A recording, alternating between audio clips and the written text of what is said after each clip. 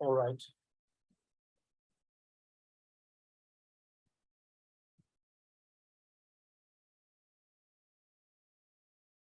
I guess you can see the screen now.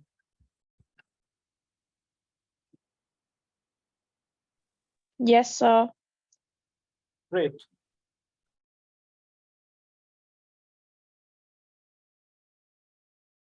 I'll stop my video so we can have a proper screen up, and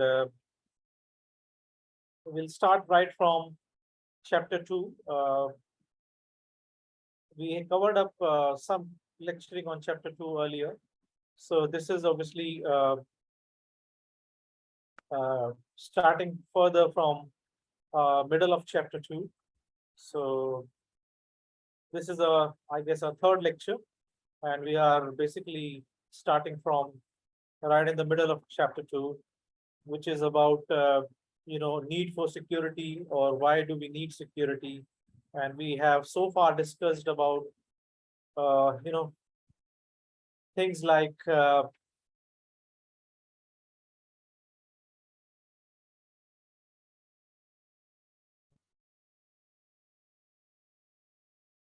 different types of hackers, their different profiles.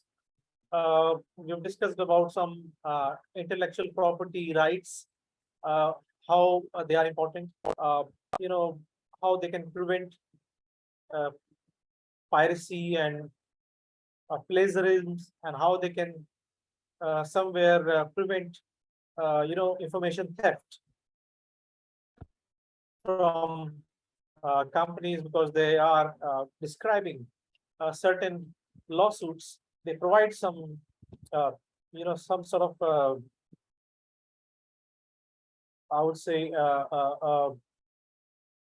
some basic leverage to the owner of the data, or the companies that own their business, that own their intellectual secrets, that own their trade secrets, that are very concerned about their information that they have gathered and perfected during many years of experience.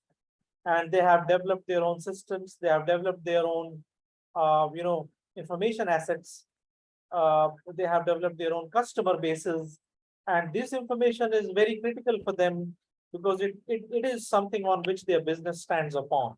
So if that information is stolen, you can very well imagine that their years of hard work, their years of expertise, all that is gone, and then that's a real threat.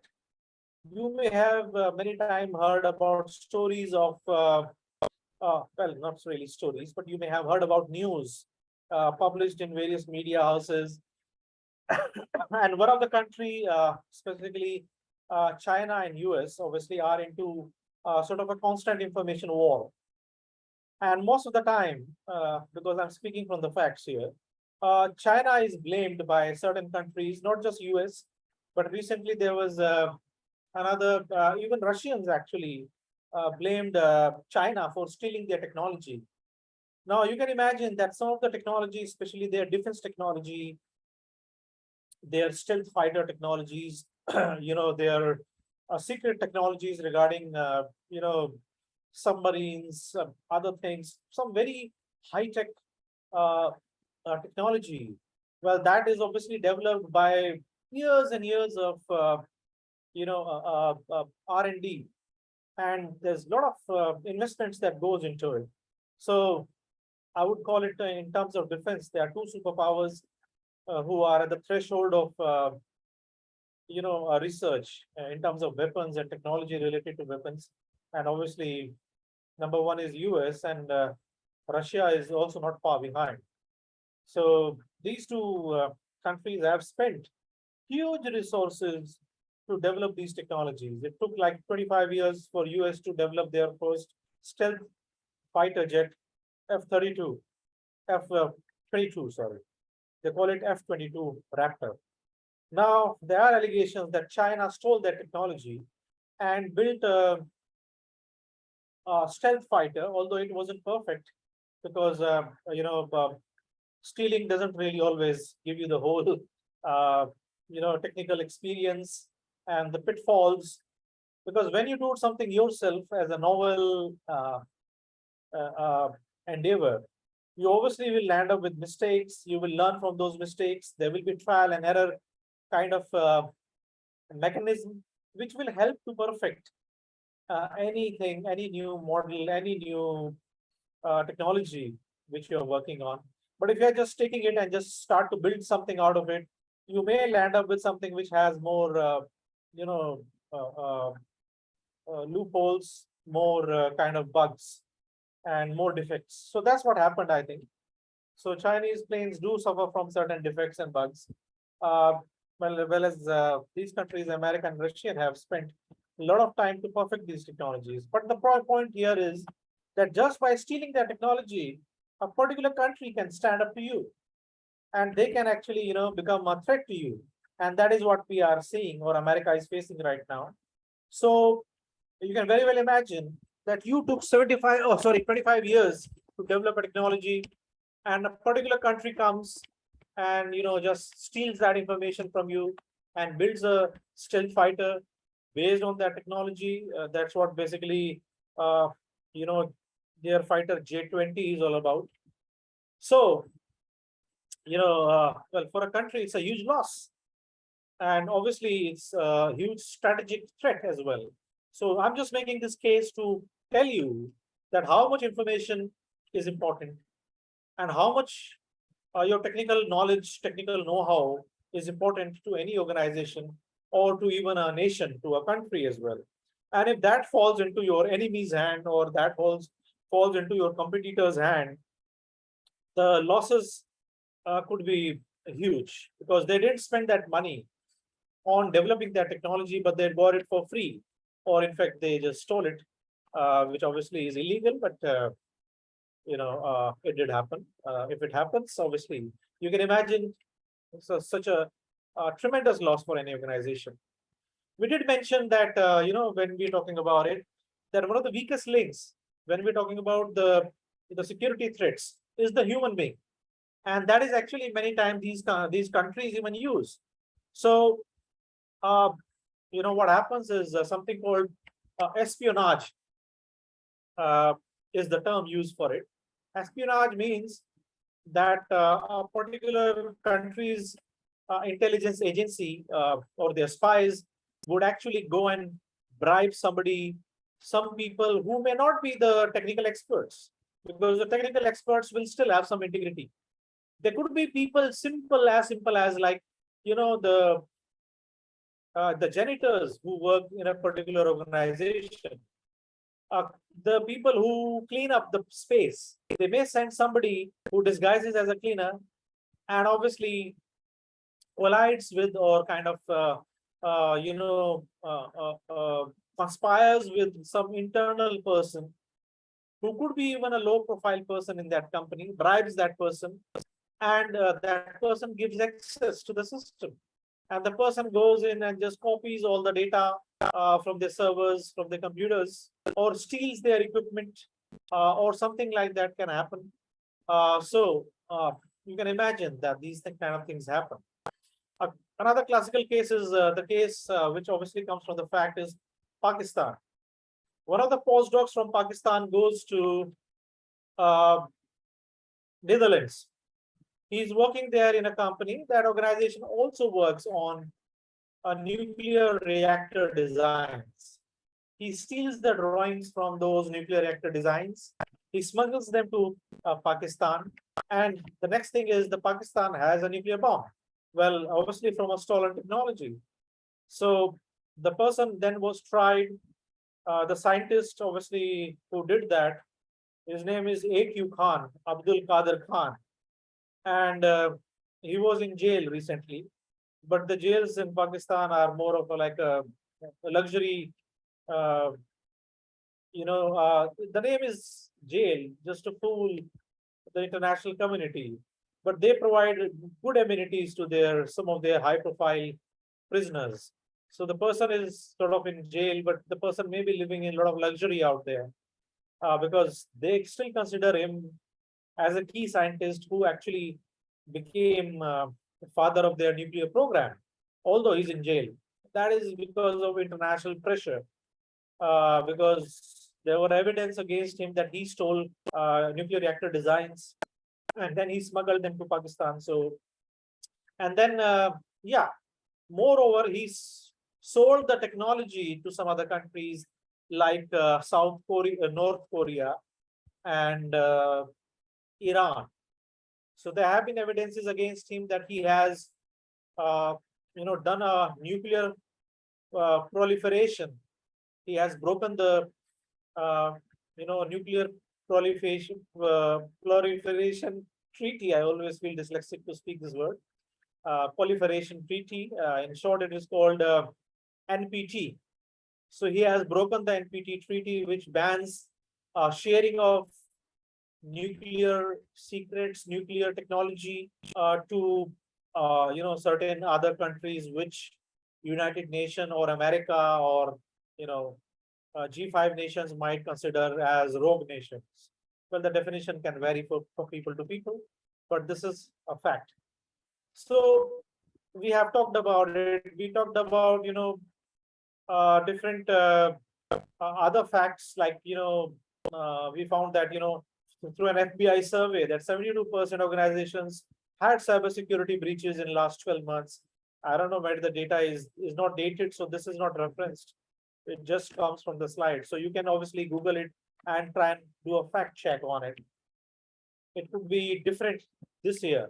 So yeah, so just don't take it as the current data because this comes uh, from the default from the standard slides that is basically provided by the author. We discussed about threats. Uh, you know, we discussed about how to protect data when data is stored, when data is in motion. I briefly talked about encryption technologies, which we will talk about in detail in future. We also talked about having proper policies and strategies to be drafted by organization. We did mention that security basically is implemented uh, from two different levels. Uh, one is called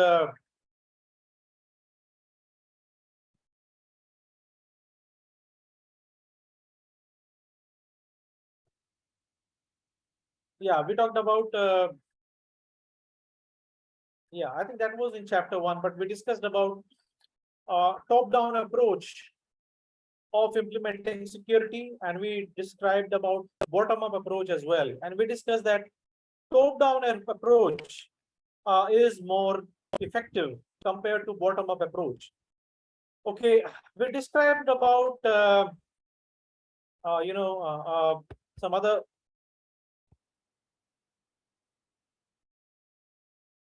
factors, and we discussed about some other environmental factors which might also affect an organization's and which can become a threat to an organization's data safety and security, which could even be like uh, high voltage surges, fire incidents, short circuits or something similar, floods and all that that might affect an organization's functionality. It might damage organization systems, and it might lead to information loss for different organizations, right? So that is your forces of nature. So we have discussed those kind of things. Yeah, we discussed about various kind of I think I've covered this up. If I haven't, you can ask me. You can basically, mention about that.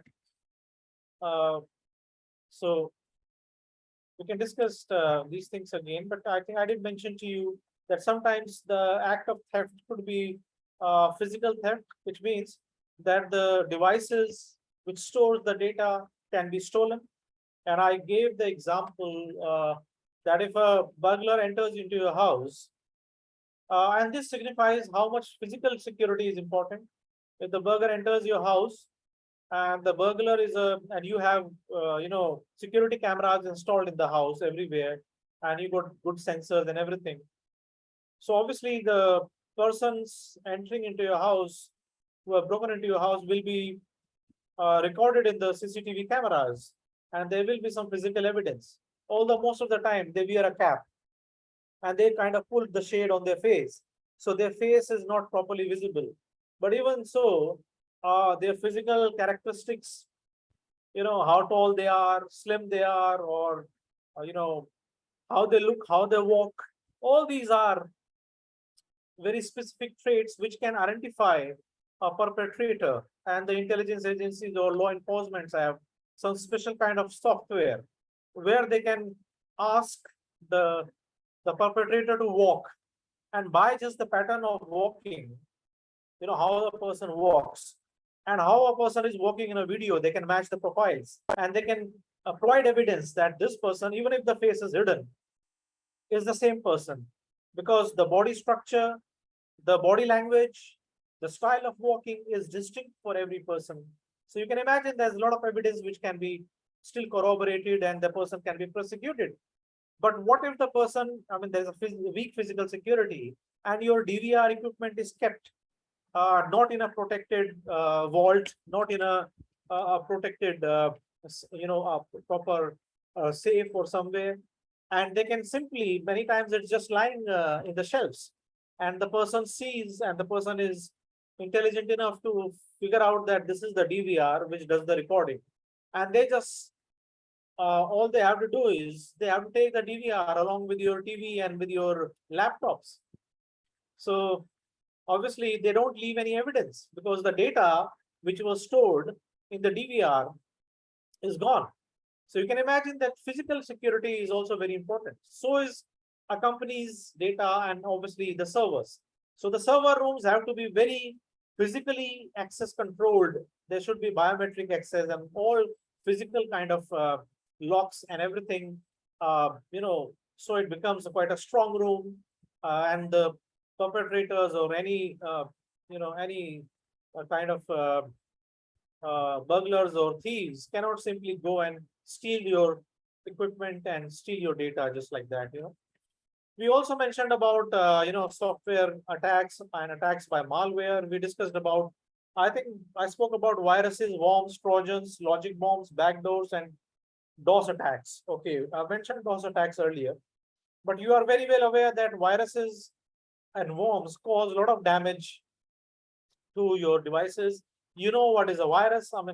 It's pretty fundamental information, but in today's, if you want to go by definition, you can simply say a virus is a program that infects the files and obviously manipulates the data in the files. Sometimes it itself hides into the files, so it becomes a stealth virus. So stealth viruses are very hard to detect because they hide their code right in the files. And what they will do is they will manipulate the information or metadata information of the files. So if the file size was, say, for example, 50 MB, and out of that 5 MB was the code, they'll probably remove 5 MB data from there and then put their code into it. So the file size stays the same and your antivirus programs can't catch it. Or they might simply manipulate the metadata table, which contains the details of file size and date of modifications and things like that.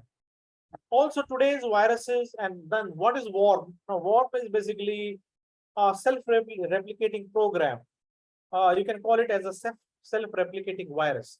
Now, whereas virus might be spread by transferring data through infected devices like your pen drives, or by downloading some emails, attachments which contain these virus files, worms actually can infect on their own through network protocols.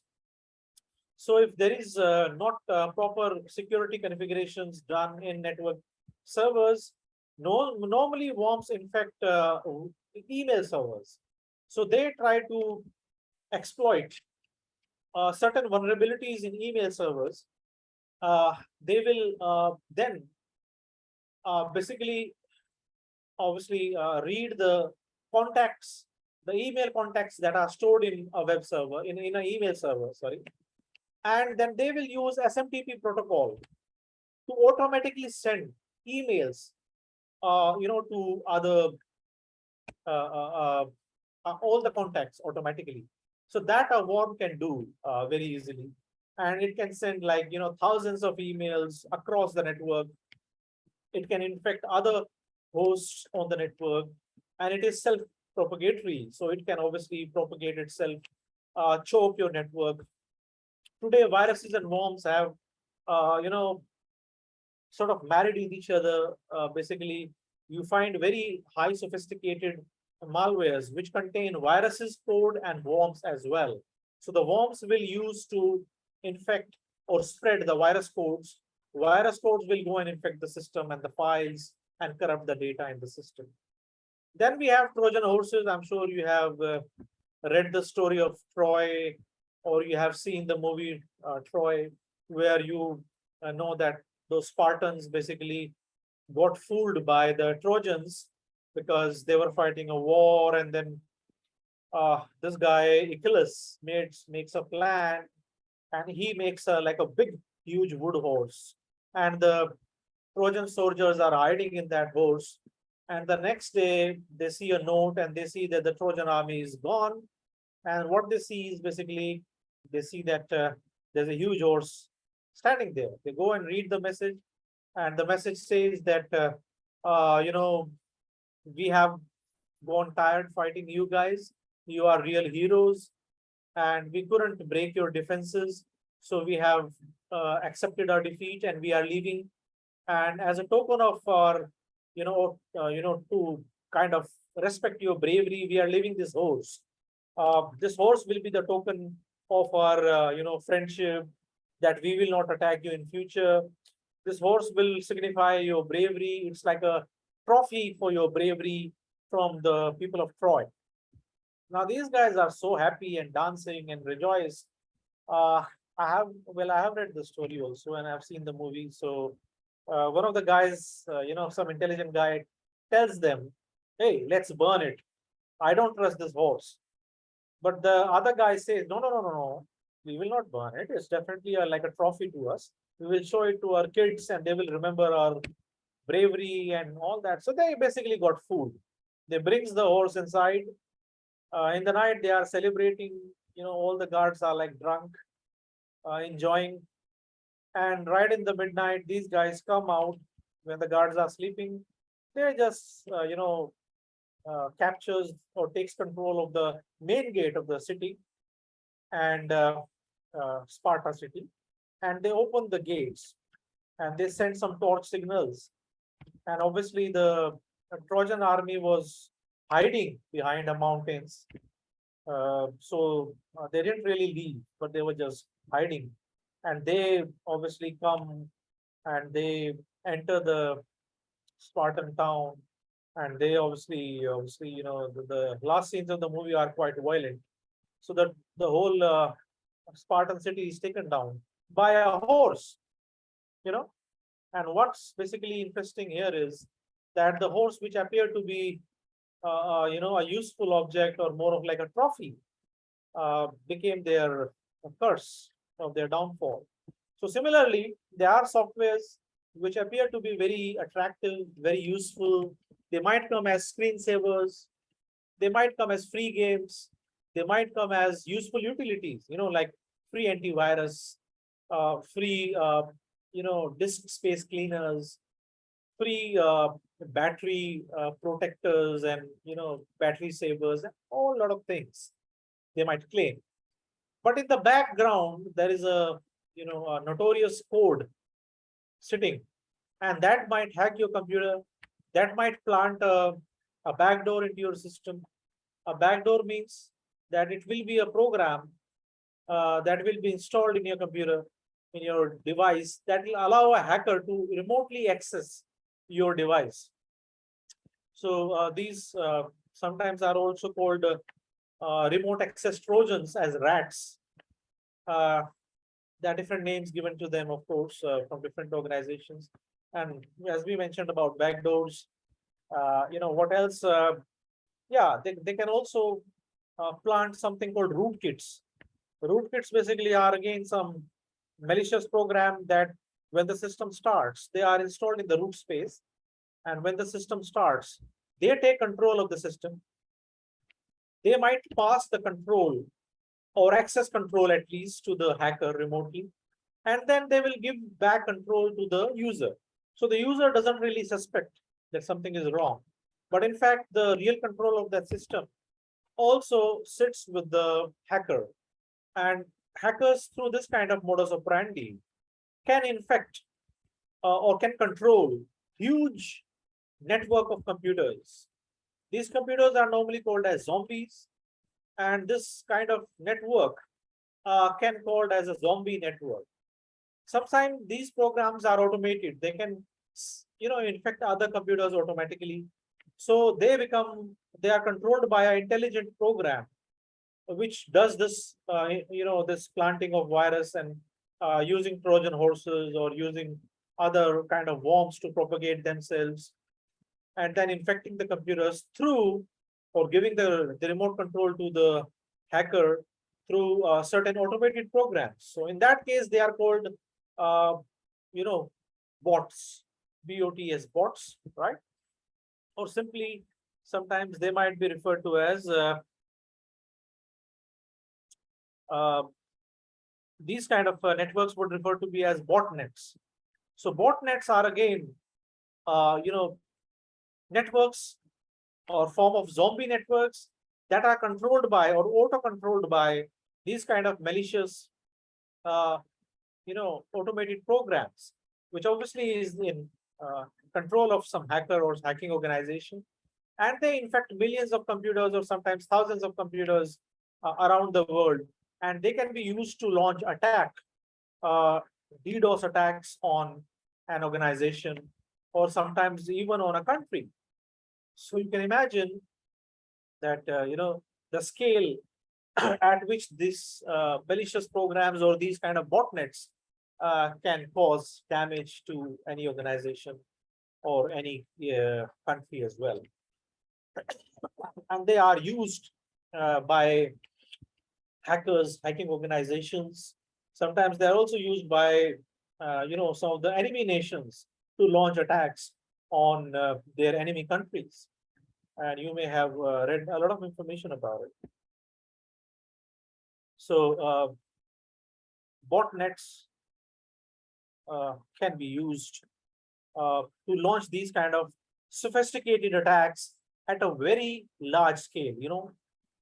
In the numbers of thousands and hundreds of thousands, and you can imagine the gravity of those kind of attacks if there are, thousands of computer participating, like an army, of zombies.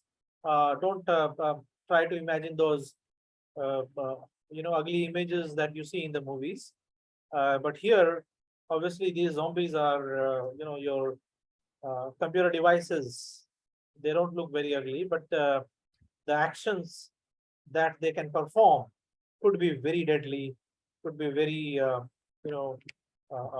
detrimental for any organization or any nation even. So that's basically a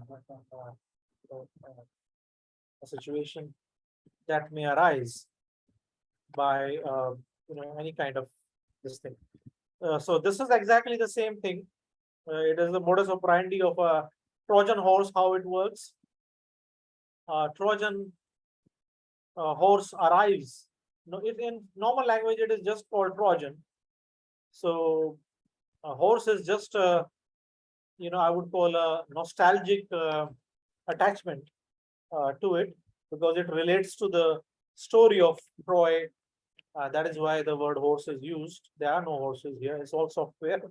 So Trojan program, as you can understand, will arrive in the form of email, and it will arrive in the form of some downloadable softwares and games, free games, as I mentioned. Uh, Whenever you download a particular software or you can download a attachment, they get executed.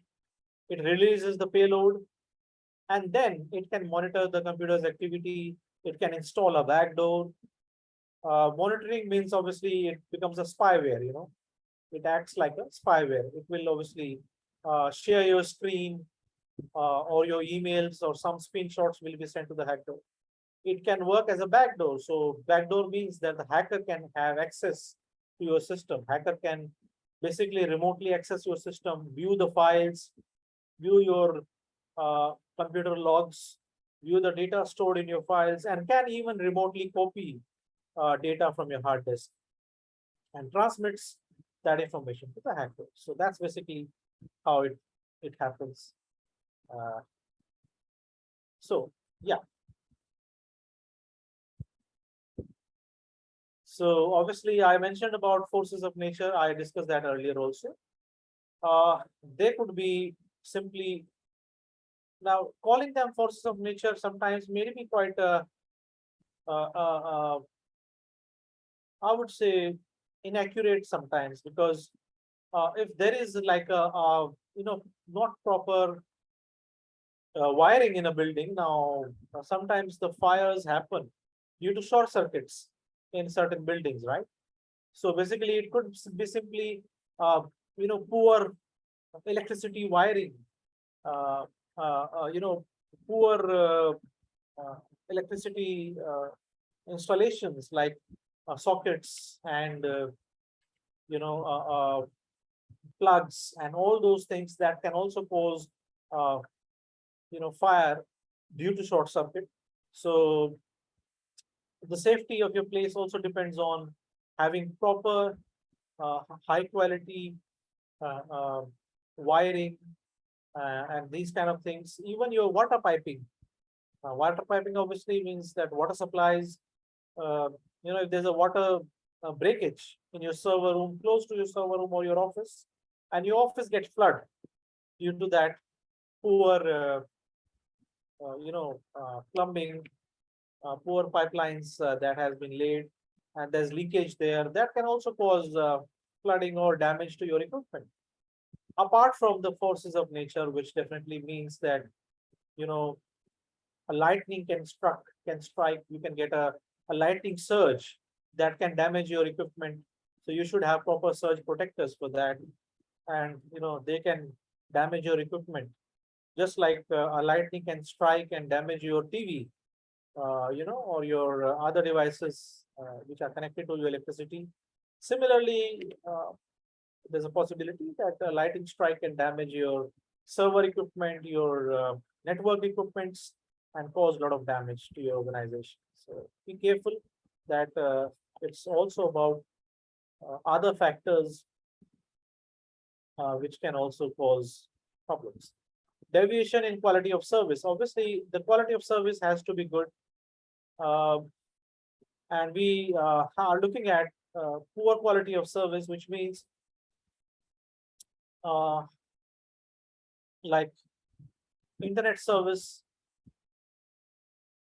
If communication service go down, your telephone networks, uh, improper power supply, the power is too low, too high, and it can damage your equipments. All this can also be a cause of disaster for any organization. So what is important to control this is something called proper uh, LCAs, which means SLAs, sorry, service level agreements, which has to be in place to prevent this. So just like here, your ISPs, if they fail to considerably provide you certain services, like your internet services, many companies host their websites on web service providers who are also ISPs. So many of these internet service providers, ISPs, are also WSPs, web services providers. They provide, web server access, and the companies host their websites on it. So if their servers go down, obviously your website will be not visible. So that obviously will result into,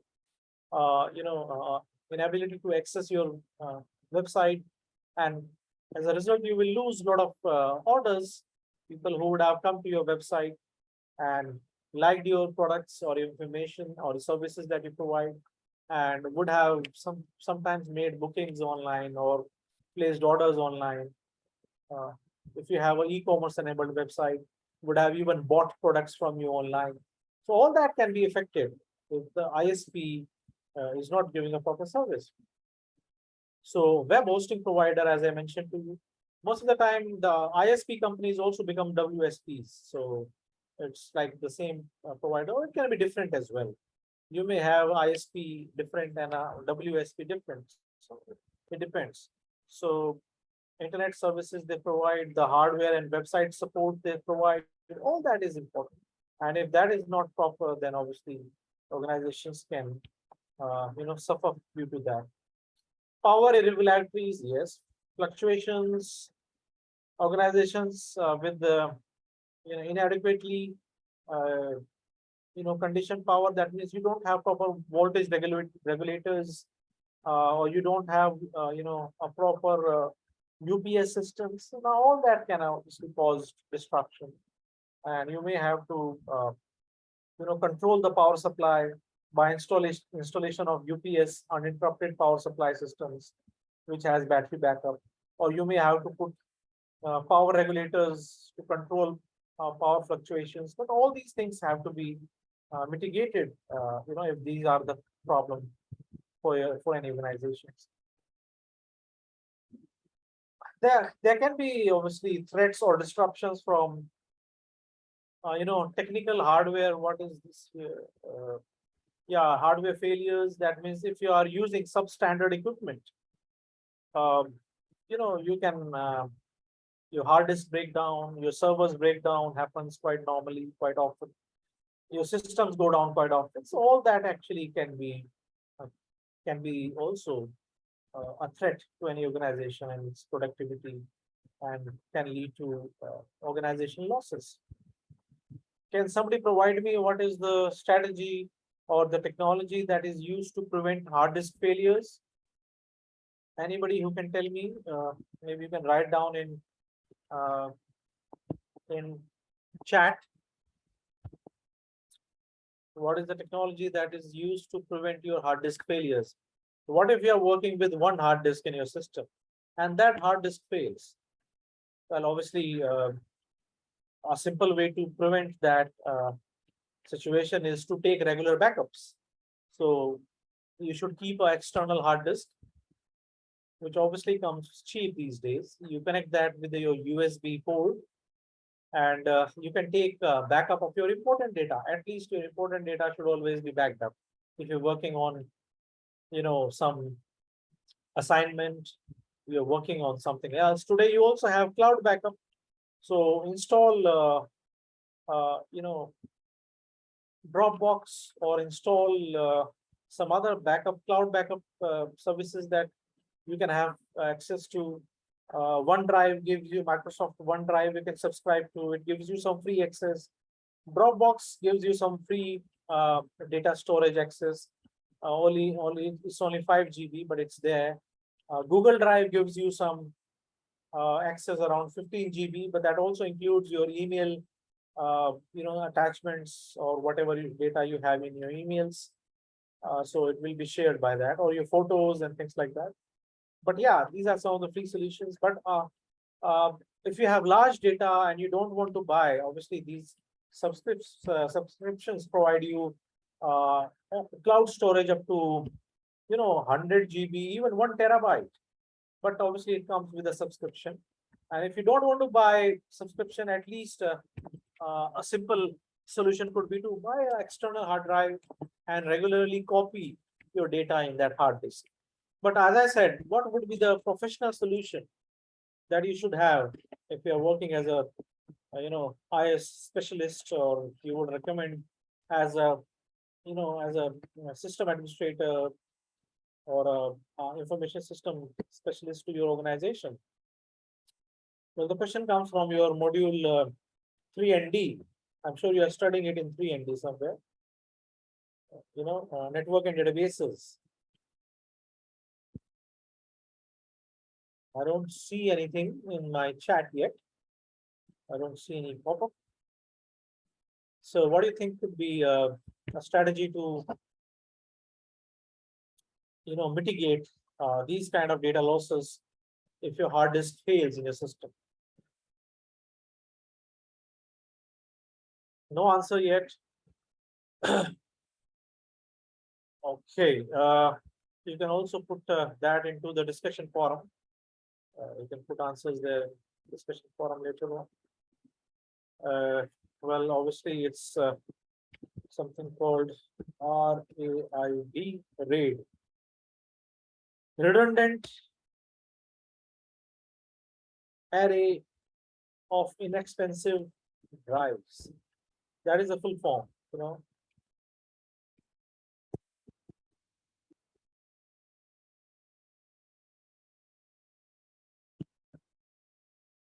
Of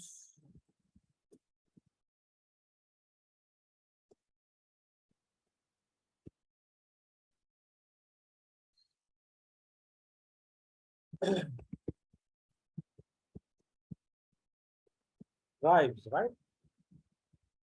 Redundant array of inexpensive drives, RAID. And RAID have different configurations, RAID 3, RAID 5. Just read about that. Obviously, this will be covered up, I guess, in your 3ND module, ISTN 3ND, network and databases. So, yeah. So RAID basically allows you to have multiple hard drives, and it creates what is called a redundant storage. It creates different, I won't go into detail, but it creates like different stripes of backup in different hard disks. So any file which is stored, a simple example of that could be that when any file which is stored is split up into different hard disks. And if a particular block of data is stored in one hard disk, a parity check of that or parity bits of that is stored in another hard disk. So if the data of that hard disk is lost because the hard disk failed, that information can be reconstructed or that file can be regenerated by the parity bits that are stored in another hard disk. So it can resurrect itself. So think about that as a bird. What was that bird? Like a mythical bird that rise from ashes. It's like a Greek mythical creature that rises from the ashes. It can like redevelop itself from the ashes. Or think about that Terminator, T3, whatever that was, in your Terminator 3, which could regenerate itself. Even if you blow it into pieces, it will simply regenerate itself, that Terminator T3 hyper, whatever that advanced prototype was. So that movie long ago, so can't remember it now. But you guys know what I'm talking of. I'm sure you have seen the movies as well. So that's basically it. Anyway, let's move forward. Technical software failures or errors. Okay. Yeah. We discussed about hardware, hard disk failing. We discussed about, when the hardware is of not good quality, that means your power failures can happen. Your power supplies can blow off. They can damage your systems. But then next step is the softwares. Softwares also fail, and you know that. Your computers at time hangs. Your phones also do hang sometimes when they are, having some bugs or they are running low on memory or something like that. Using pirated software could also be a reason of, poor softwares or can result into software failures. So purchasing software that contains unrevealed faults, that has some bugs, that means the software is not of good quality. Buying or downloading pirated software, many times the software pirates, what they do is they also plant some software bugs, or they deliberately plant some malwares into the softwares. So if you are downloading a pirated software, obviously, when you try to break the key, you are also you might be installing a bug in your system. You might be installing a malware or a spyware in your system. So be careful about those things. So the suggestion is to use licensed, authentic software as much as possible. But that doesn't mean that there is no free software available. There are some pretty good free softwares available from some very, uh, you know, uh, good companies, reputed companies, and they do great job. So it's not like you always have to go for buying shelling a lot of money for buying what do you call the proprietary software only. Sometimes you can use some free softwares as well, and they do a good job. They do a great job. One of the most used web server today is Apache, and that is a free software. It's provided for free. You know, obviously, if you want to compare, you have Internet Information Server (IIS), which is from Microsoft. Just to give you a reference. So IIS is not as much used as Apache free software used even by big companies because it performs very well. It runs on Linux or Unix. You know, it can even run on Windows as well. But most preferred one is the Linux and Unix. It really performs great there. Again, Linux and yeah, Unix can be paid as well, but there are free versions available. Linux is again free. So two biggest software platforms, which is your Linux OS operating system and your web server Apache are available for free. So companies do charge for their like installation services, providing support because Linux is not easy to operate for many people. That's where they charge, but they can't charge for the software. Software is completely free. So that's basically a fact. Anyway, technological obsolescence. Well, I discussed that I think earlier as well. I remember I covered these slides earlier, but anyway, I'm covering that again. Technical obsolescence means that when you're implementing any technology, you are creating your LANs. Be sure that you basically go with technology that is future-proof. Your LAN shouldn't go obsolete. Sometimes it's tempting to buy cheap equipment, but if that equipment becomes obsolete very quickly, then it may not be a very good investment. Just like you are buying a cheap phone, but sooner or later you realize, oh, it doesn't have enough memory and I wanted to install a lot of applications on it. And then you are kind of like really repenting. I could have dished out a few more extra bucks and got a more, like a powerful phone with more memory, with better processing power, or with better camera, or whatever else. So that's a simple example. Similarly, selection of your servers, your server technology, selection of your LAN technology, that means your network technology. You have to properly plan that. Buying, I gave example that thinking that, it will be very cheaper to have 100 Mbps LAN would be quite tempting. But then if your application needs 1 gig LAN, which is called 1 gigahertz, 1 gigahertz, what I'm saying is 1 gigahertz LAN, you can call it as 1 GHz LAN, means that you have to buy adapters, network adapters, and the cables, LAN cables, which support 1 gigahertz speed. So going for 100 Mbps in today's days is going to be definitely a wrong decision. Even if you have few computers, you should rather go with the 1 gigahertz because you will be adding more devices, more computers to it. Similarly, go for a Wi-Fi router, which is again, future-proof. That means it provides you good connectivity, probably 5G connectivity. Now, 5G doesn't mean it could be a 5 gigahertz band as well, 5GH. Sometimes you get fooled or 5G. This is not about mobile technology. 5G means it's a router a Wi-Fi router which gives you a 5 gigahertz band, which means a high speed band. Normal routers come with 2.5 gigahertz of speed. So going for a faster router with higher frequency might be useful and helpful. So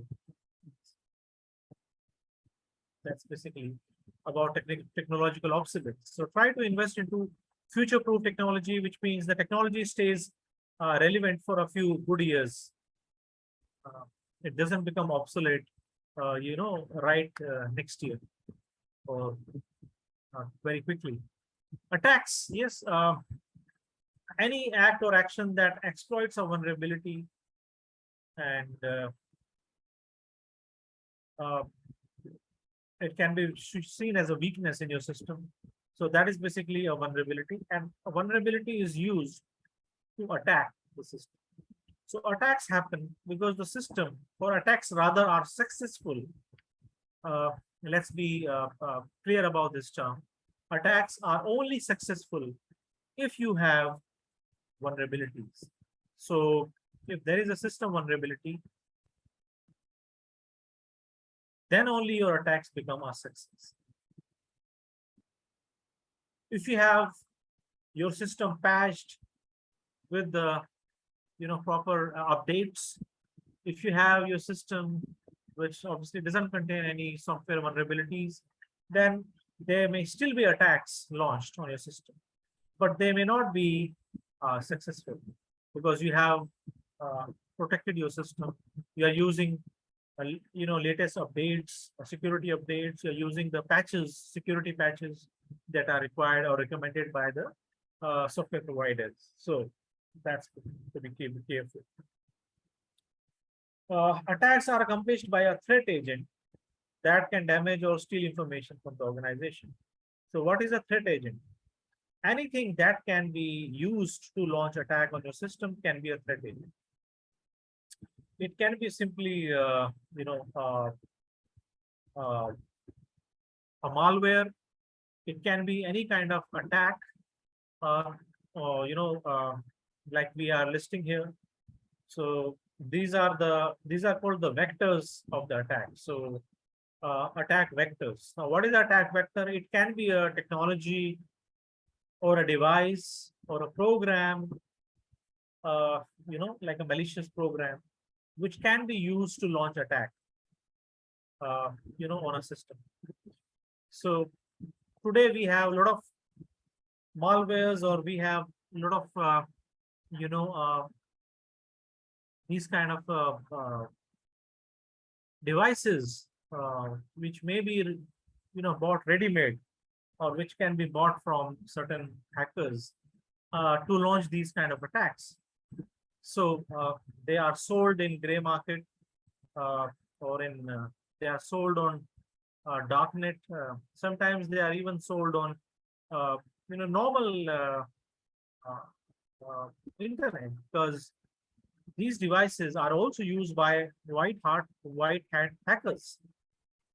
So white hat hackers might also use this device to check for vulnerabilities of your network. So it's not like they're always sold in dark web as illegal software or as illegal devices, but they are sometimes quite sold in mainstream devices, because they're used for testing the networks. They're used for penetration testing, and they're also used by administrators and hackers, white hat hackers, to check the vulnerabilities in a network. So what are these actors? What are we looking at here? We are looking at IP scan. Now, what happens in IP scan? Basically, IP address of an infected system can be exposed to the hackers, and then they can use some kind of exploits like code red, back orifice, to spoof that IP. It's called IP spoofing or poison box. Some examples are given here. So you have these code red back orifice or poison box. They are used for IP spoofing. And once the IP spoofing can be done, then obviously certain man in the middle attacks are possible. So that means information which was traveling can actually be captured by these, these spoofed servers, and that response to that information, like you're sending a request, the request obviously will go through the spoof server. So the real server will think that the spoofed server or the spoofed host is basically the originator of this information. And when they are sending the response will land up again with the spoofed host. That means the hacker uh, host or the hacker's computer in simple language. And the hacker will get hold of that information. So that's typically like a man in the middle attack, or sometimes the information will be routed through the hacker's computer. It will go back to the original requester, uh, the original host, and the user will think that everything is all fine. But in between, there is a hacker which has spoofed your IP, and that has, captured the information that has come to you, and now that person can, either decrypt that information if it is encrypted, or can simply use that information if it is not encrypted. Information is available to the hacker sitting in between. So that is like a man in the middle or monkey in the middle attack that happens. Obviously, web browsing. So infected systems might have web pages which are, uh, you know, uh, uh, which are vulnerable to these kind of attacks. So what kind of files a web server has? It has HTML, ASP, CGI scripts, all that is there. These files can also be infected, and when the person browses, this information comes as HTML file or as ASP or as a CGI script, and this information can be harmful.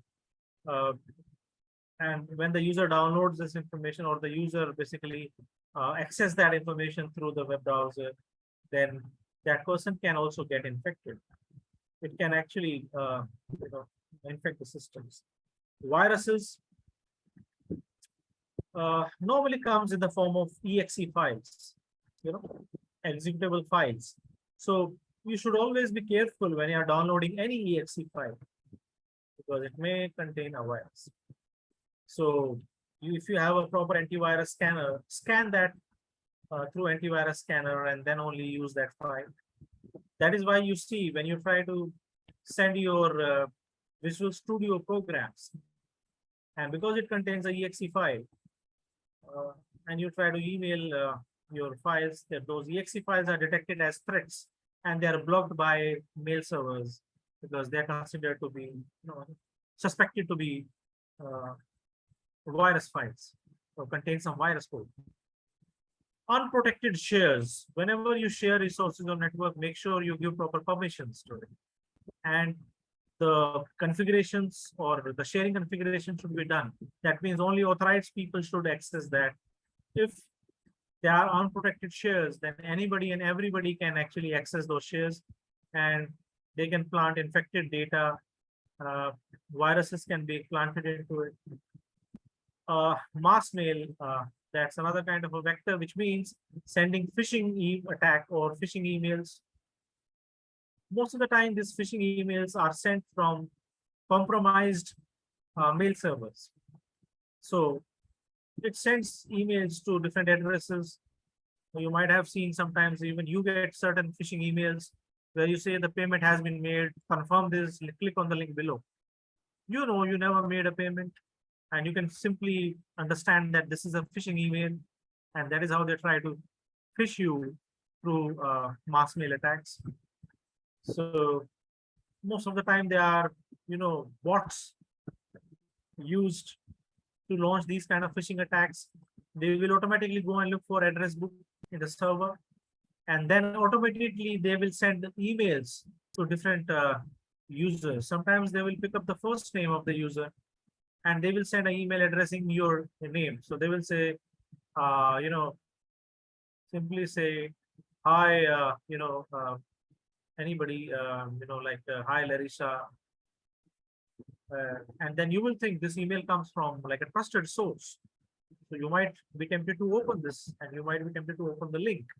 Now, obviously, that will be a mistake because either it will take you to a page which is now forged, uh, like a fake login page appearing from an organization, like a banking website or something. They will exactly copy it very cleverly by copying the same logo and same thing.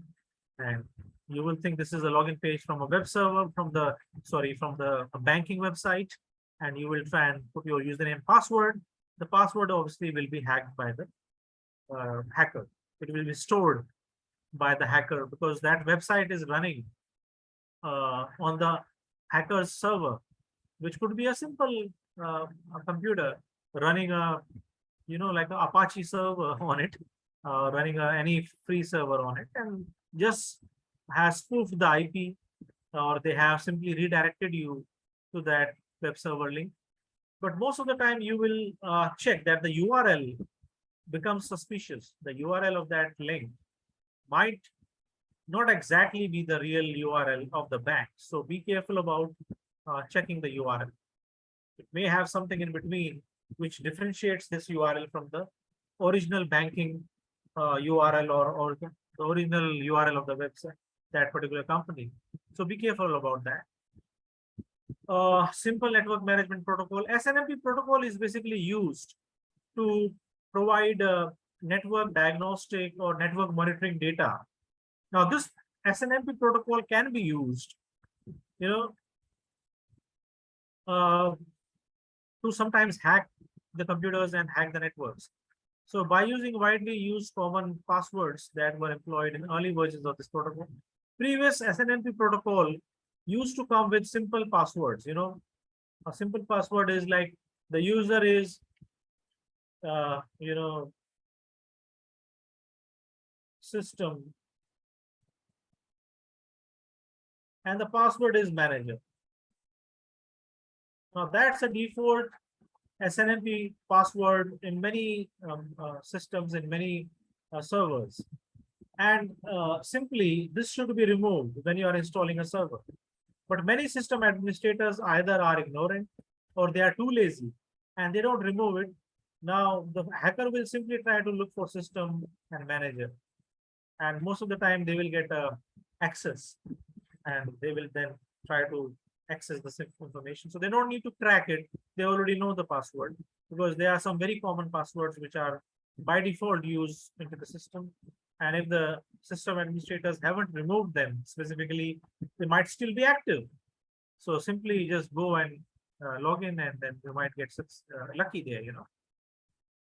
So these SNMP protocols are used for remote management of networks and computer devices like your routers and your firewalls. And the attacking programs can gain control of these devices by using, simple passwords, which sometimes are used as default passwords. And most vendors have closed these vulnerabilities with software upgrades as it is sent here. But still, somebody might be using old devices, old, network devices, servers, and firewalls, and they may still be vulnerable to these kind of attacks. So it is advised to have latest software updates, and also the system administrators should remove the guest accounts or any kind of accounts which may lead to system compromises. Attacks also happens through malicious code, which include viruses, worms. Obviously, you are aware of this. You know, uh,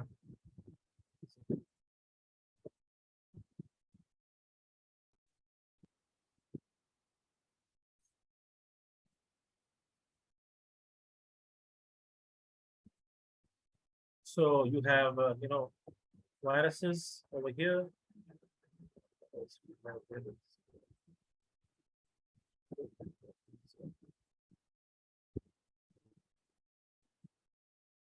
Worms, trojans, right? You have malicious web scripts which can be used, and they can all be used to steal information. Now, sometimes you get virus hoaxes. Virus hoaxes means you get emails to say, oh, there is a virus, which is very dangerous. Uh, and then it might provide you a link to say, to safeguard your computer, click on this link. Now, obviously, the email is a hoax email. It is spreading the fear of a virus, but itself, it can have viruses as attachments. So if you try to look at that email might have a picture, and in the background of the picture there might be some malicious code loaded into it, which might plant a malware in your system, like a virus or a Trojan or anything, and that itself can lead to losses. Backdoor, yes, we mentioned about backdoors. We said that it allows you to gain access to a system or networking, which basically means that gaining access to a system or network using known or previously known discovered access mechanisms. So basically, your system will have some ports secretly open. It will open up some ports, open some ports for you. It will open some ports. I don't like this tool because it just disappears. But using the draw tool, obviously, you have to clean it up. So there will be some system ports which may be open, or which a backdoor might open for you. And through that, your hacker might gain access to it. So you have to be careful about these vulnerabilities affect the systems. Okay, the issue is I can't see how many slides I'm. Okay, yeah, it does say this. Yeah, I can see it. Okay, password cracking obviously is something like calculating the password through a brute force attack or through a reverse engineering attack, which means that it is attempt to reverse calculate the password. So that means you have a algorithm which will try, and try to reverse calculate the password. That means it will look at the encrypted file. Your password is normally encrypted, and looking at the pattern of encryption, or there might be some patterns within the encryption file. Using that pattern of encryption, they may be able to crack your password. This is just like, you don't have the real password, but if you encrypt a 15-digit part of password with numeric value, with alphabetical values, it will have a distinct encryption pattern. While if you have a 15-digit number, you have numeric digits, and then you encrypt that password, it will have a different kind of a pattern. If the bits are repeated, you mean that characters are repeated quite at a frequency. Through that, it might say, okay, it might look at the pattern and say, oh, this password should contain 3 A's, or it should contain, 2 I's. So, and it should contain, at least a length of, like it's a length of like 10 digits. 10 string length is 10. So that pattern can be revealing itself, and that can be used to crack password or to guess the password. Some of the tools, quite sophisticated tools that you have today, password cracking tools, actually implement these kind of pattern searching mechanisms to try and guess your password, and then sometimes they can be quite effective. The other one is brute force. And obviously, brute force is, as you know, it is kind of like it's trying to, which is also which tries to run every combination of every character or every special character in every placeholder. So it will try to run, all the alphabets, obviously from A to Z for first place, and then run the combination for second place. And in between, they will also try combination between numeric digits 1 to 9, 0 to 9, of course, and try to guess what combination works. So that is like a brute force attack. Another kind of attack similar to this is, rather than trying every possible combination, now this brute force attack takes very long, very long. So practically there is no password which is not crackable. But it might take years and a lot of computing power to crack it, because all the combinations might turn out to be like millions. And to try those millions combinations, it might take like, years. So obviously a password cracker will not have that patience and that amount of resources to crack your password if you don't look too rich. I mean, yeah.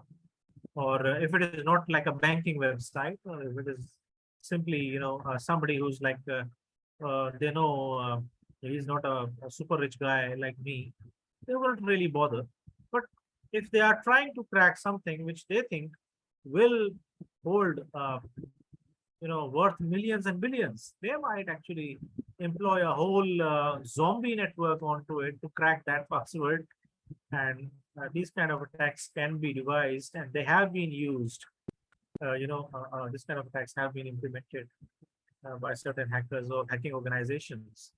Dictionary attacks basically is it uses a dictionary. It basically has its own dictionary, and it will try a combination of all different words into it, and it will try and guess. So that is why it is called, don't use a dictionary word as your password, because you will be victimized by, you become a victim of a dictionary attack. Try to use combination of alphanumeric characters. Don't try to use very short passwords, less than 8, or try to use longer passwords like a phrase. So it is advised that try to use a password which is like, oh, what a lovely day today, and try to change, certain like I's into ones and A's into at the rates, and you might try to change, E by threes, something like that, which can still be remembered, but it's a very long phrase. So use a long phrase that becomes a very strong password, rather than having a short password with very difficult combination like dollar hash, at the rate, asterisks, and nobody can remember that kind of password. So yeah, phrases can still be useful, but don't use dictionary words as it is. Try to replace these words with a different language word, you know. So you can use a Zulu word instead of an English word. So rather saying, you know, um mouse, you would call it e-mousing, something like that. Try to replace, as I said already, A's can be replaced by at the rates. S can be replaced by dollars. So I won't give you too many ideas. Otherwise, you will be breaking my own passwords. So let's move forward. Denial of service attack, DOS attacks. I've spoken about that earlier as well. You basically send a large amount of request. It could be web request, or it could be a simple connection request through FTP or telnet. And there are huge amount of requests that are sent, whether it is HTTP request, or whether it is a telnet or a FTP request, but they're sent in huge numbers. So the target system cannot handle so many requests at the time, and that result into system, getting either slowed down or frozen, or sometimes the system simply gets hacked, because it breaks down, it breaks down it breaks the defenses of the system, right? So you can imagine that, you can imagine that, denial of service attack can be quite dangerous. And then you have distributed denial of service attack. Now, this is even more dangerous. Why? Because DOS attacks can be sometimes stopped by firewalls. So if you have a firewall, firewall will stop that attack, because the firewalls normally have configurations, they have signatures in them, And they can identify that if too much of traffic is coming or too much of request is coming from one particular IP host, probably it is a DOS attack. But what hackers do, and again here you will hear from me the term like, botnets and zombie networks. No, this is an army of networks, right? Or army of systems that have been compromised. And the attack is launched through botnets. So they launch a DDoS attack. So there is not too many requests coming from one machine, but there are few requests coming from every machine. And if thousands of machines are sending requests, firewall will consider this to be a normal traffic because it's not coming, there's no heavy traffic coming from one single machine, one single IP. It is coming from multiple IPs, from multiple hosts. And the firewalls get deceived because they think this is a regular process where the request can come from different areas at the same time. Some popular servers do get, like thousands of clicks per second. Sometimes if not per minute, they get a lot of clicks per second or per minute. And the DDoS attack basically means that the request will be coming from different machines, different IPs, and the firewalls will be unable to detect them because it's a coordinated system attack. It's a coordinated stream of requests, and they are launched against the target system. And obviously, the firewall that you had installed here, will not be able to detect. This is your firewall, and this is your cloud. That means it's your internet cloud, and the hacker is sitting somewhere here in this cloud. And the hacker obviously sends that attack. But since it comes from multiple locations, it's a DDoS attack from the internet cloud. This firewall sitting here will be unable to detect it. Firewall will not be able to prevent it. And it will consider that these are genuine requests and it will go to the server. And your server again, obviously will be under tremendous pressure to handle this request and probably it will crash. So that's what happens in a DDoS attack. Let's move to the next slide.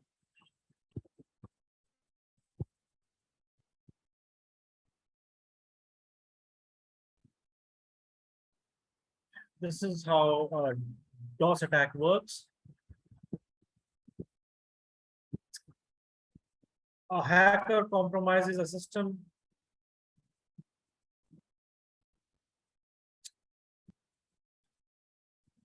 Normally, hackers don't use their own systems, but they use the compromised system to attack the target computer, because in that case, they will not be caught. There will be no evidence against them. And then they will flood the system with too many requests. So you can see this hacker has many compromised systems. So they form part of their zombie network. And through the zombie network, multiple attacks are launched. This one here as well is also compromised. And through this, let's see here. So it's compromised. This is compromised. This is compromised. This is compromised. And from here, the DOS, it's a DDoS attack which goes. Launches a DDoS attack onto the server. Now, this is your server. It can be a web server, or it can be any kind of server, which is there to handle requests. So that's what happens.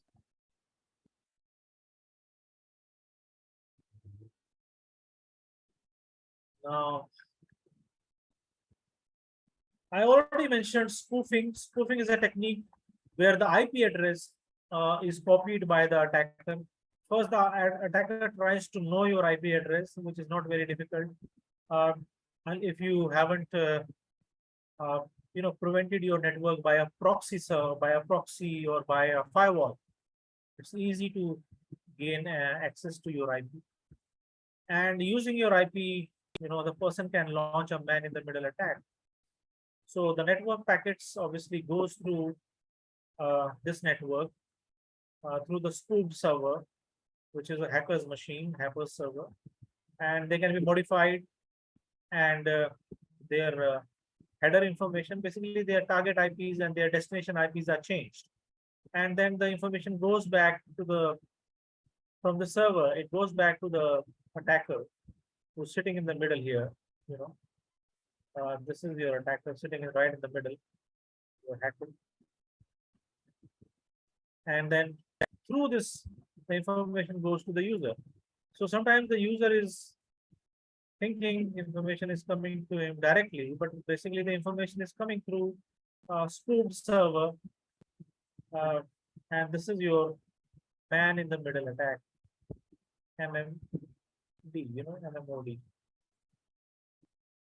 whatever you want to call it. Yeah, in short.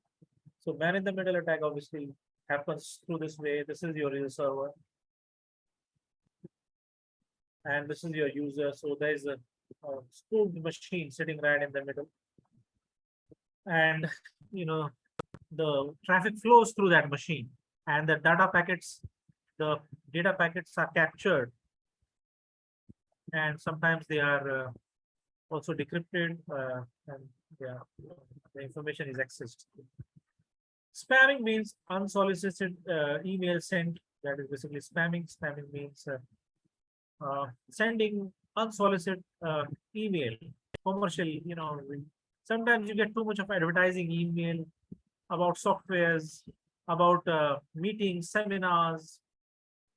Spamming can contain all sort of topics, and it becomes a nuisance because it fills up. It takes a lot of time to remove these kind of spam emails, and it is also emerging as a vector to some kind of attacks. Now, how that could happen? Every email contains some pictures, and sometimes these pictures are automatically downloaded by machines.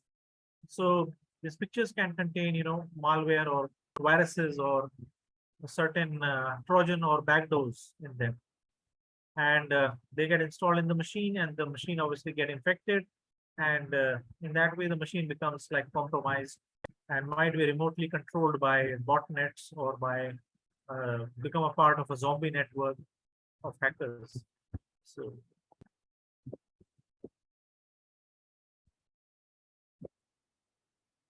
this is what happens in IP spoofing. Okay, what happens here is basically this is called your data payload. This is our data packet. A packet will have a data payload. It will have a frame which will contain source IP address, and it will have a destination IP address. So this is your packet or data packet. So original IP packet from hacker system, and this is a modified IP packet. So what it does is it inserts its own IP addresses. So what happens is this is a normal IP source. So IP source basically is like having an address, whatever that address is, and this is the source address, and this is the destination address. So it will insert the the hacker will insert its own address into the source address. So now the information or the response will not go directly to the user, will rather go to the hacker. So hacker modifies the source address to spoof firewall. So the source address, that means this address is modified and hacker address is planted to this data packet. The firewall allows the packet in, mistaking it as legitimate traffic, but the spoof packet slips through the internet and it can now create problems. Now, firewalls normally are obviously programmed to, block most of the IP packets coming from different IP addresses, and they are programmed selectively to pass IP addresses or the data packets coming from certain IP addresses only. So basically, your network administrator can program your firewall to only allow packets from your head office computers. So in that case, if your head office will send a request, the data will go to the head office, or there will be a branch office sitting somewhere. If that branch office is requesting, so that branch office IP address is passed, is entered into the allow list. There are two lists in firewall. One is allow list, one is deny list. So in allow list, you will only have selected IP addresses from where you allow the traffic. Now, if the hacker has spoofed your data packets and will actually insert its own data packets with this website, with this branch office IP address. So this firewall will think that this IP address, this packet is coming from a genuine source. That means from your own branch office in Joburg, right? So they think that this is my Joburg office sending this data. So when this request comes in, the firewall will obviously allow it, thinking that it is coming from the Joburg office, whereas the hacker has spoofed the IP address here, and this IP address obviously has been changed. So the payload here is basically hacker's payload. This hacker's payload will contain all the malware, which it can dump in your network. So this is how your IP spoofing can actually result into these kind of attacks, and you will have problems. Okay. Oh, Phoenix is the mythical creature. I just checked the email right now. Larissa says that, right?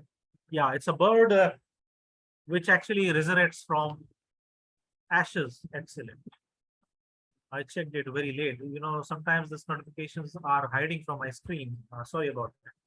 Anyway, so let's quickly finish this. We're going to go to the next slide now.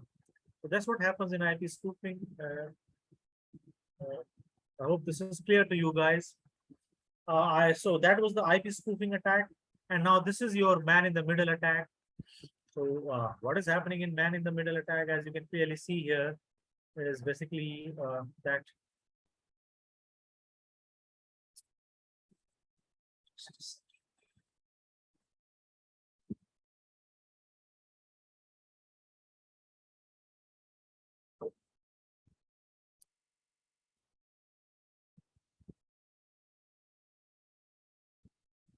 All right, so what happens in this man in the middle attack? I've already explained it. I'm kind of like reiterate through this thing. There's a company A tries to establish encrypted session with company B. This is company A. Let's write down in bold, and this is company B. Now, what happens? Company A basically wants to have a session with company B. Now, when the request or a connection request goes, the hacker intercepts the transmission. The hacker is sitting right in the middle, and the hacker basically poses as company B. So the hacker exchanges its own key with company A. Now, obviously, this uses the encryption keys here. So hacker then establishes a session with company B posing as company A.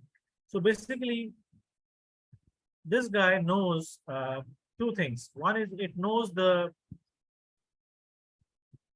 key, encryption key, or it can get hold of, the PKI of this company A and this company B, both of them.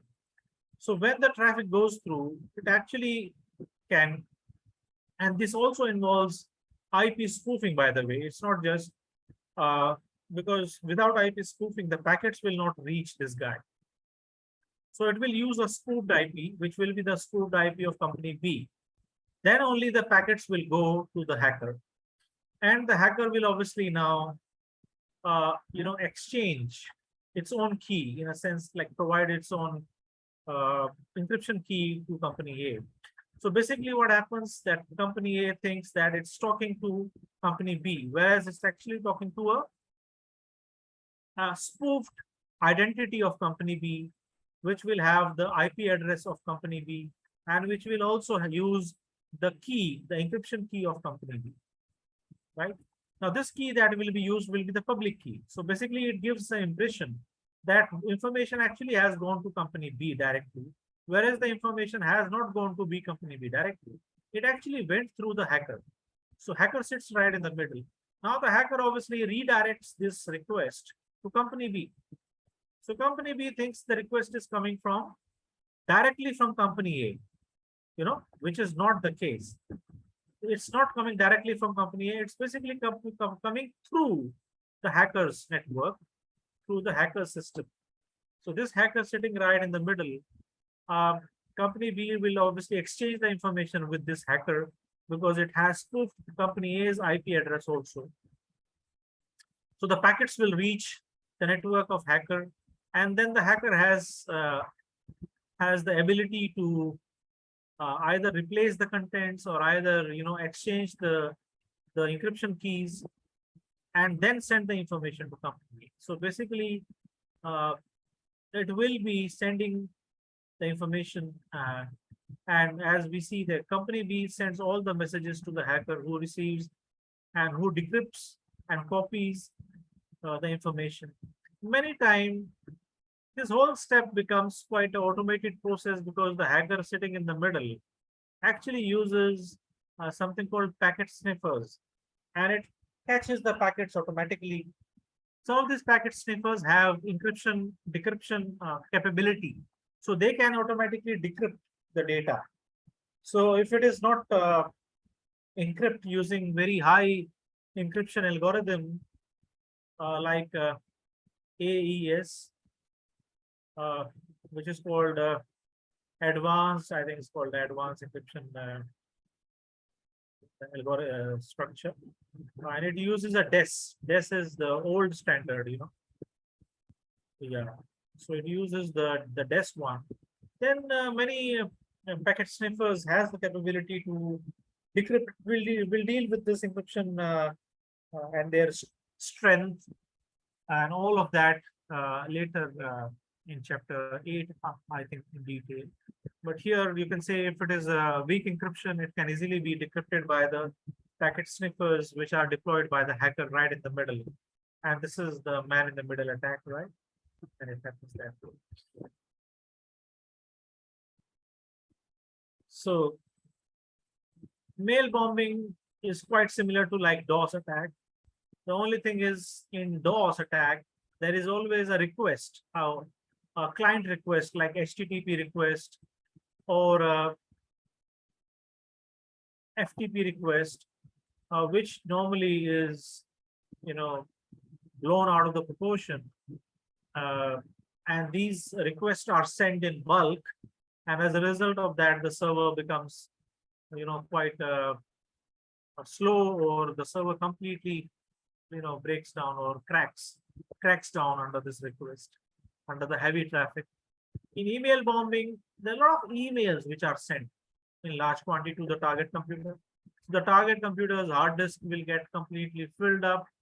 Target computer will actually get choked with so many emails that, it will just sometimes even struggle to open those emails because there are thousands and thousands of emails sitting in the mailbox. And whenever it tries to open, it just becomes overloaded and it just, crashes. Sniffers, obviously, I mentioned about packet sniffers. So packet sniffers are programs which can, in simple way, you can say it monitors data traveling on the network. Or simply you could say it duplicates the packets and it keeps a record or copy of that packet. So whatever data is being sent, there's always a copy of those packets which are retained by the packet sniffer. And later on, these packets can be read, they can be analyzed, or they can even be decrypted, and the information contained in these packets can be stolen. It can be used for legitimate purposes also, or it can be used for stealing information. So technology, as we say, is a double-edged sword. That means there is always a good use of it, and there is always a bad use of it. So it's up to you how you want to use it. It can be used for legitimate purpose of like, tracking down the network traffic, monitoring the network performance, seeing what kind of network is flowing in and out, or it can also be used for stealing information on the network. So you can call it as a traffic officer who always monitors the traffic or you can also sometimes use it as a, as a hacking tool to steal information. So both the cases are there. Social engineering means basically using social skills to convince people to reveal their credentials, access credentials, becoming a friend, you know, and then asking for certain confidential information like when were you born, what is your date of birth, what is your favorite color. Oh, and sometimes, yes, Natasha, yes, tell me. Hello, can you hear me? Oh, okay. Oh, that's another student. Sorry. This is not part of this group. Uh, that's on a student who's trying to reach. We'll ignore that. My goodness. Let me reply to this person if I can.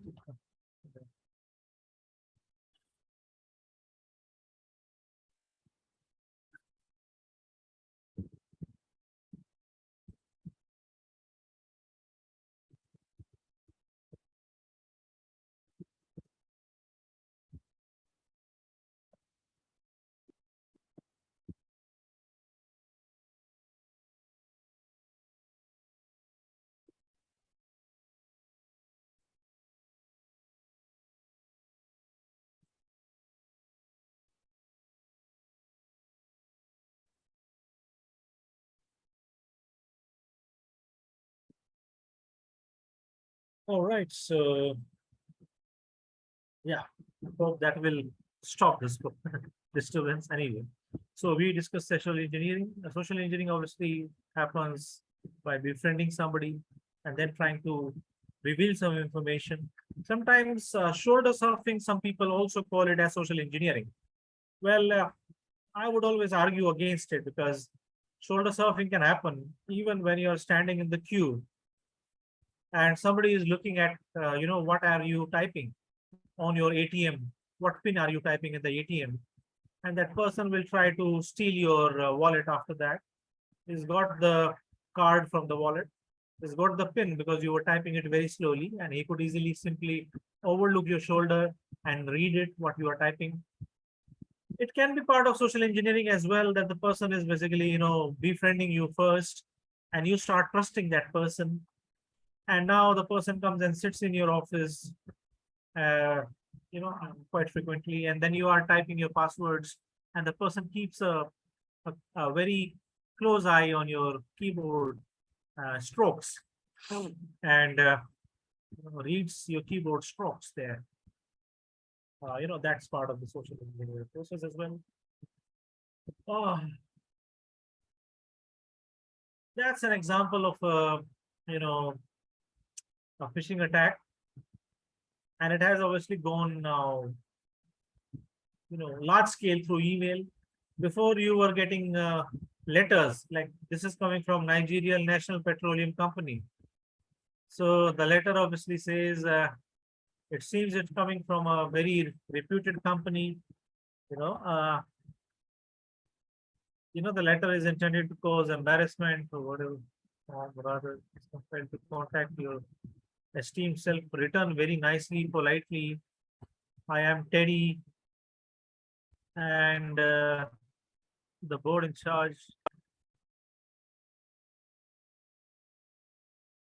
Duties include vetting, evaluation, sourcing, maintenance, refineries. The source of the fund is as follows. And basically, they will say that, uh, you know, uh, the person might say to you that, the person is ex-minister from a particular country, and now there's a change in government, and they have a lot of funds, and they trust you. You are a very, religious person, church-going person, and so forth. They trust you. They have come to know about you from some source, and they want to transfer this money into your funds, into your account.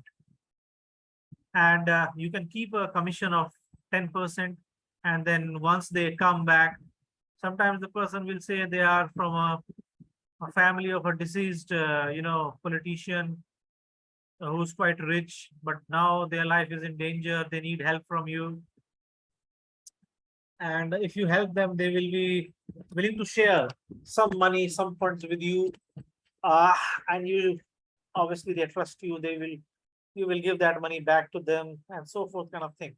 Now, what this kind of attack basically means, this is more of a social engineering attack, but it's also uh, it can go and to extra mile and become a very critical situation for any user who tries to indulge into these kind of gets trapped into these kind of social engineering attacks. Now, this obviously will try to, maybe somebody will try to befriend and try to gain your confidence. And after that, say that help me, I just need to transfer some funds from here to that country, and that kind of thing. Now, most of these things have happened. The person gave their account details. The funds came into their account. But on the other hand, they have befriended you and they also have gained some other information, or they have simply infected your computer when they were emailing you. So now they have a remote access to your computer. They can simply go to your computer and use your computer to do banking or to withdraw funds or to do things. So things have happened when the funds have transferred to some account. That computer was hacked, and using the same computer, they transferred the fund to some other account, obviously to some destination account, which was either uh, away from a jurisdiction of a particular country, or which was not very, the information was not disclosed fairly. Somehow you can't recover those funds. So what has happened? Well, okay, people got trapped into this. They gave their bank details, funds came into their account. But then the account was wiped out. All the money was gone, and it even took the money that that person already had in his saving account, maybe a little bit. Obviously, they will target somebody who's more vulnerable, who's in desperate need of money. And that person would say, okay, I will get a good amount of money, I will pay my loans. I think it's a good proposition. But the person may not know that one, they will lose their own money. It's quite possible that they will lose their own savings. Number two, the guys were actually cyber criminals and they were doing money laundering. So they used that person's account to launder the money. Money might have landed up into a terrorist organization's account. But when there will be an investigation, they will track this person who gave them access to their account or gave them their account numbers. So they will try and catch this guy, who's basically in this case uh, a guy who's a social engineering victim, or who might be a victim of honey trap. That means somebody really talked very nicely to them, gain their confidence, use their emotions, and obviously try to become a boyfriend or a girlfriend, and then try and operate this kind of scam. So in that case, the person's account has unknowingly become a part of a money laundering syndicate. And the money laundering syndicate has used this account as a money laundering channel. So all these threats are there. And if the people are not properly educated, obviously, they might really lose a lot of funds, and they might get into trouble. They might face legal actions because of these kind of you know unknowingly participating into these kind of scams. So people are the weakest link. Yes, you can have best technology firewalls, IDS systems, biometrics, but if the people are uh, uh, a bit complacent in implementing these technologies, or complacent in sharing, or careless in sharing, keeping that information protected. They are simply sharing their passwords or confidential information with others. So no matter how much security is there, but it's just like as weak as anything, because the people might be the link to disclose that information. So it's just like you have huge locks on your gate, but you try and keep that key hidden under the mat door. So doormat, sorry. So you keep hiding the key in the under the doormat. Uh, so obviously the hacker or the intruder knows that you have a habit of hiding the key under the doormat. We'll simply look for the key, whether it is hiding in the doormat or whether it is hiding in a flower pot, or you must have seen in American movies, most of the time they keep the keys on the, that, what do you call that? I think it's called something you use as a shade to protect sun getting into your eyes as a driver. I think it's called Voyager. Uh, yeah, I think it's called Voyager or something. Yeah, you can correct me if I'm wrong.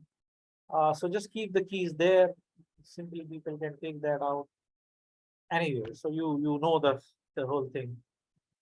Phishing, I already mentioned. Phishing is an attempt to gain, uh, personal or financial information from individual, posing as legitimate entity. Phishing normally happens that you trust that email source. You think the email has come from a bank. It normally will have a link, and uh, it will persuade you to click on that link to change the password or to log in, or to log in into your account, or the account, they will threaten you that the account will be discontinued if you don't verify your credentials by logging in, while the link actually points to a URL of a hacker, and you will be landing up on the hacker's system, hacker's host machine, and there you will find a fake login screen. And if you enter your username password on that fake screen, it could appear like your genuine bank account, but it's a fake account. And when you enter that information, your password is being captured by that hacker machine. So that's how a phishing attack would operate, and it would also lead into a disaster for any person, because they might be disclosing their banking passwords to the hacker in that process.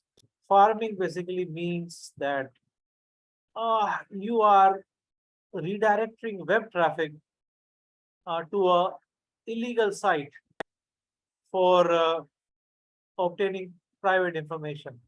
In case of farming, there are many computers which are used. So farming means you actually do emails, you do IP spoofing, and you already have heard about, you read about man in the middle attack. But in this case, the man in the middle attack happens at a very large scale. So what you create, you actually create a whole, you can actually create like a whole farm of spoofed uh, servers. So you will have a farm, that means a huge collection of spoofed servers, and they all will work, in order to, uh, gain access to huge amount of data from a particular web server website. So this is something like, like the web traffic coming to, like, say for example, Amazon. Huge traffic will come to the Amazon server, will actually be directed to many servers, like a full farming, like a farm server setup. And these will have packet sniffers, and they will collect a lot of data, and all of them will have spoofed IPs. So the traffic goes through them, thinking they are going to the real destination, whereas they will land up into a farm, into this kind of farm, not a proper, but a spoofed farm, yeah, with a P. So timing attack, uh, it also worked through cookies and through cache. So web browsers cache and the cookies are exploited. So basically, the malicious cookies are planted into the system. Now these cookies normally store your username and password information. So when you visit the website again, You don't have to enter the username, password, or you don't have to log in again and again. Now, these timing attack basically tries to capture that information in the cookies that is stored, and they will plant some malicious cookie. Uh, the cookie will be kind of duplicated as a particular company's cookie, whereas the cookie will belong to a hacker, and they will try and validate or authenticate any kind of login, or they will try to using some other attack which is called cross-site scripting attack, accesses attack. The timing attack will be used to kind of redirect the login request or the HTTP request to a particular hacker's website. So that's how it will try and hack your systems.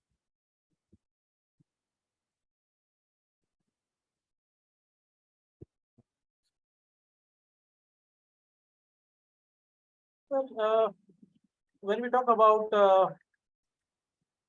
you know software bugs and software loopholes, then there is something that it is suggested to the software developers that the software developers should follow proper practices, good software development practices, or which is called good practices that are laid out by the industry. So they design softwares which are secure and which meet all the design specifications. So they don't normally contain vulnerabilities that can be exploited by hackers. So they should follow the security principles like keep the design simple and small, access decisions by permission or not exclusion. So that means access decisions should have a particular permission. That means only certain people should be allowed. Others should only be excluded. So everyone is excluded, but who's permitted? Maybe only the manager is permitted, right? Or he's given a special login. Maybe only a particular system user, or maybe a particular kind of user profile person is permitted. So that means access decisions should be very clearly mentioned. Every access to every object is checked for authority. There is always whenever you create file, the file can have access permissions that so and so will have read write. Now these kind of rights can be given in Windows. It can be given in normally it's three rights. It's called read write, which means modifying right, and execute right, RWX, which means read write. A person can only read. Write means the person can modify the content. Modify. And X means execute. The person can run a program. So these permissions should be clearly given to the right people only. And it cannot be left open that anybody can access or execute a particular file. So design depends on possession of keys and passwords. That means there should be keys or password laid out for access. Protection mechanism requires two keys to unlock. Okay, so this is normally called two-factor authentication, which means there would be not just one password, but there may be some other key. Two-factor authentication means these days that you also get a OTP, on your system or on your phone or on your email. So normally a OTP comes to your normally it's your phone. An OTP comes to your phone or your email, and then it is used, and then there's a password. So two-factor authentication provides a better protection. Programs users should be given only necessary privileges, don't have open access. Minimize mechanisms, common for minimize mechanisms of common for multiple users, which means that if there are multiple users, there should be a minimum set of access mechanism for those multiple users. Don't have too many different mechanisms for too many different users. Human interface must be easy to use so users can routinely automatically use protection mechanism. Yeah, sometimes people think creating a difficult user interface may be a good idea because the hacker will know, no, this is just like you're designing a house, you created a main entrance gate. So you don't use main entrance gate to come in, you keep it locked. And then you enter from a small window because you keep it open somewhere and you just sneak in from a small window into your house. So you think that would be more, give you a better protection. Well, it may be in that case, but in software scenario, human interface must be easy to use. That will encourage the users to basically use the software in a proper way. And, proper user interface actually makes it more balanced for the user to use a user interface, to use the software, and to be also, aware how to use that software, different mechanisms. It shouldn't scare the user, because the user will then not be very much inclined to use different features, and that will also compromise the security. That means if just accessing your software is too difficult, you're finding it difficult to use, you would rather give it up using it quite regularly. uh, I remember, by giving example of one of my bank websites, the password of that website used to change every month, and it was so difficult to set two different set of passwords. I stopped using that account for frequent transactions because every month the password used to expire, and then I have to go and reset the password. It should not be any password you have repeated in future. So all thing was done for security, but it became so overwhelming to operate that account, and most of the time it wasn't my salary account, so I wasn't using it very frequently. It became difficult to, so but I did mention to the manager there that there should be a balance of accessibility and security features. So if you're making it too difficult to operate, people obviously will be uh, discouraged to use, and that's basically the point. Anyway, the summary of this is that unlike any aspect of IT, information security, uh, its primary mission is to ensure that the things are, the word is integrity. The things stay as the way they are, which means, they will say the things stay the way they are, which means we are talking about high integrity, data integrity, right? So that data integrity should be maintained.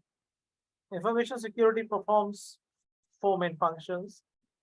Uh, it protects the organization's ability to function. That means the organization should remain in a functioning state. That is one of the goals of organization. So it should actually be in a working mode, what is also known as, you know, uh, what is the optimum functional level, what is the optimum functionality level for an organization, that it should obviously, maybe an organization may not be working in full capacity. It's just like you have a sugar mill. The sugar mill can process or can basically consume, 100 metric tons of, or 1,000 metric tons of sugarcane every day, but it is just operating, that's the maximum capacity, but it's basically operating at a 50% capacity. But if it breaks down from 50 to 30%, the sugar mill will close because it becomes non-sustainable. The sugar mill will run into losses. So you have to have an optimum functionality level for any organization, and that should be maintained. So that is why system security and efficiency is important. Enable safe operation of applications implemented by organizations' IT systems. Protect data of an organization's uh, collection and uses. It safeguards technology assets that our organization uses. So these are some of the facts. We studied a bit more in detail, which is obviously what we went through, and that's the end of this session. Thanks very much for staying with me. Yes, and let me stop sharing first, and after that, you can ask me the questions that you would like to. So, yeah.